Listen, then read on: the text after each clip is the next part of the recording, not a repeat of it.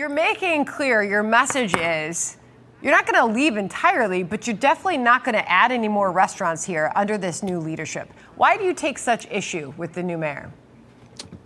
Currently, we had 3 leases ready to sign in October. Upper West Side, Upper East Side, and West Side Midtown to expand Diner 24, because we were the first to bring back the 24-hour diner post-COVID.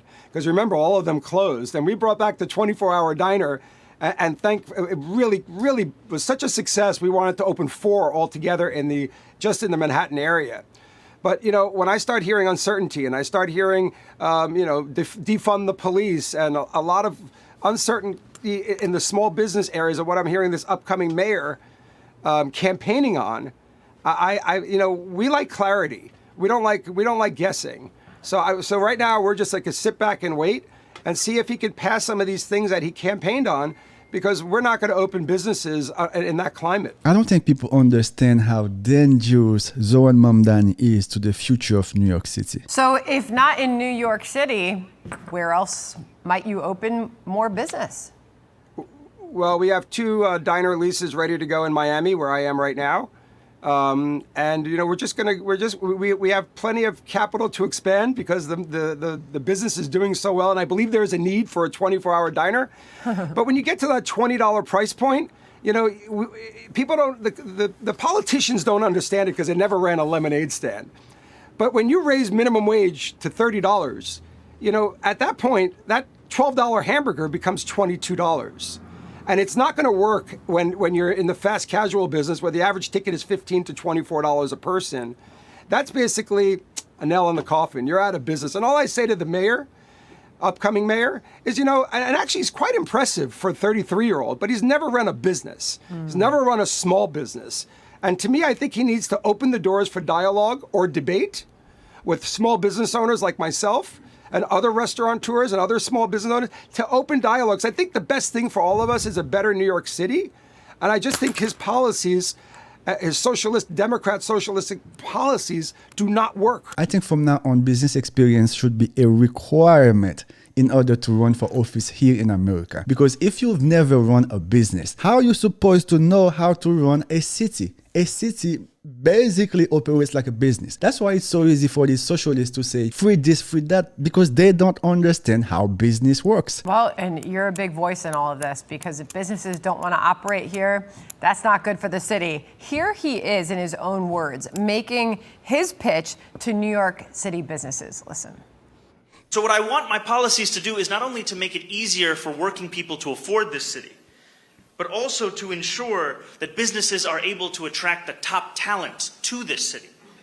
And I'm eager for the relationship between the public sector and the private sector to be more of a partnership than it ever has before. If you want businesses to attract the best talent, the first thing you can do, Mr. Mayor, is to get out of the way. Let the businesses compete. May the best win. So I guess that doesn't work for you. Actually, you know what? The last part did. If he wants to open up dialogue and have an open dialogue and open communication, I would debate him, or I would meet with him, Q&A respectfully. And I'd like to see how he's going to, what his decisions are for small businesses and what direction are we going in. Because remember, it's one thing running a P&L for a restaurant, but it's another thing running a $100 billion city. I just hope he hires very smart people around him, because that's what I do when I run my business. I hire smarter people than myself in certain areas. And that's how I hope he runs the city, because the city is a large corporation. Well, I got news for you, my friend. Zohran Mamdani has hired an all-women staff. You heard it right, ladies and gentlemen. Zohran Mamdani is already giving us a quick peek at how he plans to run the city, like a DEI project. Well, he hasn't yet taken office, but New York City mayoral-elect Zohran Mamdani has already reached out to several Democrats to work with him to take on President Trump. He's already had phone calls with Illinois Governor J.B. Pritzker, Pennsylvania Governor Josh Shapiro. He also had a meeting with Democratic Senator Elizabeth Warren earlier this week. She has said she is on board with his plan of rent freezes and free public transit. But New York Governor Kathy Hochul says pump the brakes.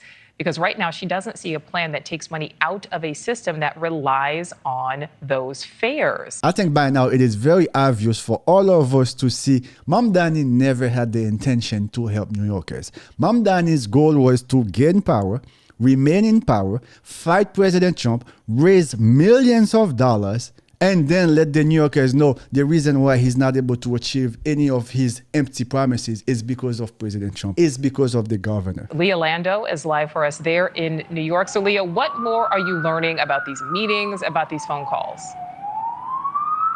Yeah, that's right, Nicole. It's not really surprising that the incoming New York City mayor is meeting and reaching out to Democratic leaders, right? But perhaps what's most notable here is who he is reaching out to. We are talking about some big names in the Democratic Party who have taken on President Trump for various reasons. As you mentioned, he has held private calls with at least 3 Democratic governors. We're talking about Wes Moore of Maryland, J.B. Pritzker from Illinois, Josh Shapiro from Pennsylvania, all who have pushed back on Trump policies, including his efforts and attempts to send federal troops to Democratic cities. Mamdani has said that he wants to be proactive, including directly reaching out to President Trump. The president, in turn, we've heard him say that he wants New York City to be successful here and that he will help Mamdani, but warned the city must be respectful of Washington. So the mayor-elect also met recently with Senator Elizabeth Warren, as you mentioned, a leading progressive, frequent critic of Wall Street. Now, she has praised his agenda to include controversial things like free childcare, rent freezes, free buses. So again, he hasn't even taken office here in New York City. He's already reaching out beyond New York City to other Democratic leaders. Me, as someone that was not born in America and as someone that also loves America, I don't believe it is in the best interest of the American people to allow people that were not born in this country to run for office. How do we know Mamdani's intention for this city? How do we know if Mamdani really loves this country? How do we know if Mamdani is not on a mission to destroy New York City? Tell me this is not scary, guys.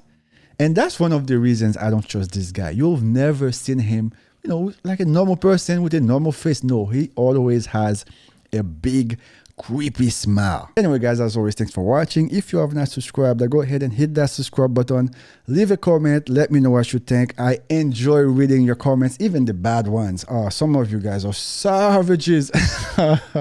We are here upholding and promoting conservative values because this is what we believe in: God, family, country. Repeat after me: God, family, country. May God bless you, and may God bless the greatest nation on the planet. May God bless the United States of America.